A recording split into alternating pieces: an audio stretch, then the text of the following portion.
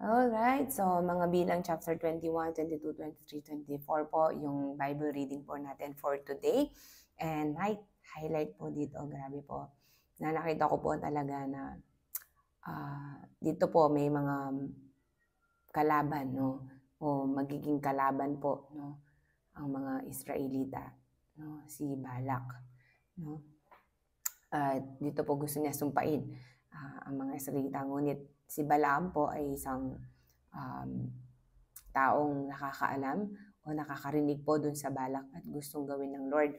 So makikita po natin na uh, inuutusan po sana siya ni Balak, no, o ni Balak na sumpain ang mga Israelita. And sabi po niya, uh, hindi ko kayang sumpain ang mga taong pinagpala ng Diyos. No?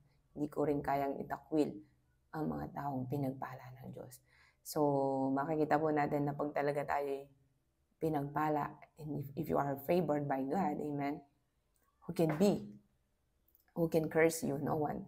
And dito po nakita ko rin po na din sa chapter 23 verse 19 to 21 that God is a God of promise keeper. He can never lie. Ano man yung pinangako niya, gagawin niya.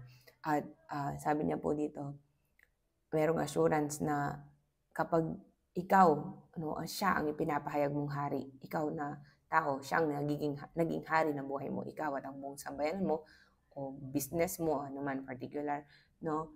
Walang kasawian at walang kapahamakan ang pwedeng mangyari sa'yo. Bakit? Dahil ang Diyos ang hari mo. Siya ang magpoprotekta sa'yo, siyang gagabay sa'yo, at siya ang mangunguna sa'yo. And grabe po yung sinabi niya, kay gandang pagmasdan, no, ng buhay mo dahil ikaw ay hinahayaan mo magpagharian ka ng Diyos. So, my takeaway here po is, God is a promise keeper. He can never lie. And if God's favors is upon you and He blessed you already, He chose you already, walang sino man na kahit sinong makapangyarihan o kahit sinong tao ang pwedeng mag-alis noon sa'yo. At ano man yung balak ng iba, hindi pwedeng mangyari. Ito lang ang malinaw. Ang balak ng Diyos at ang niloob ng Diyos, ang siya lang mangyayari sa buhay mo.